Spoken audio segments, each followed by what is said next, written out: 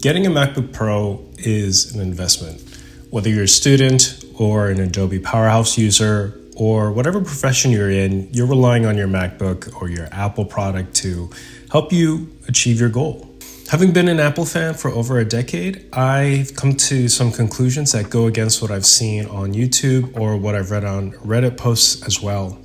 Anyways, this is a quick review of my 2021 MacBook Pro in the 16-inch with the M1 Max and 64 gigabytes of RAM.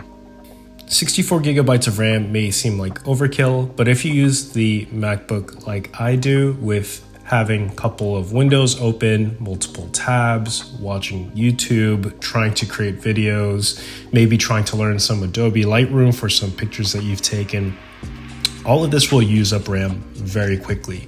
And let's say you're researching for a trip that's coming up, or you're looking for a doctor for an appointment or something that you're just trying to research, or maybe you're filling out forms and you need to open up Microsoft Word or Microsoft Excel.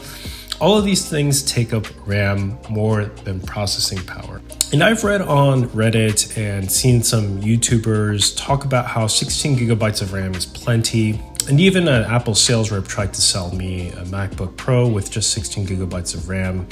And I completely disagree. I think if you use your laptop regularly for work or for projects or for research, and you do this extensively, you're quickly going to use a couple gigabytes of RAM. 64 gigabytes of RAM is a luxury, but when I have all my windows open and I'm doing research, I'm planning a bikepacking trip and I want to learn how to use my camera and do Final Cut editing, and I watch other YouTube reviewers, all of this adds up really quickly on top of, the work that I do on my computer. The M1 Max is overkill for me. I definitely don't max out the CPUs by any stretch of imagination, but Apple does this RAM gate or CPU gate or storage gate, basically where they limit how much RAM you can get unless you have to upgrade. And so unfortunately, I needed to get at least the M1 Max to be able to get the 64 gigabytes of RAM. I have a CPU that will basically last or be able to do anything I throw at it for the next 10 years.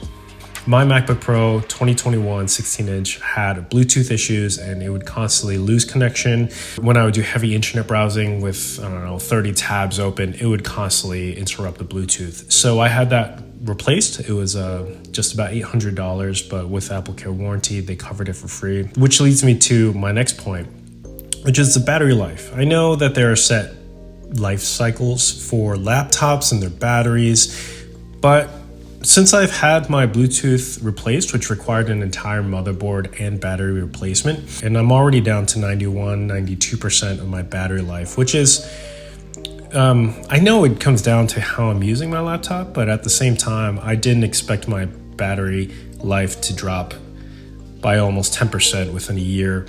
I bought it for nearly $4,000 with tax, which is a stupid amount of money. In about 3 to 5 years, most products become relatively obsolete.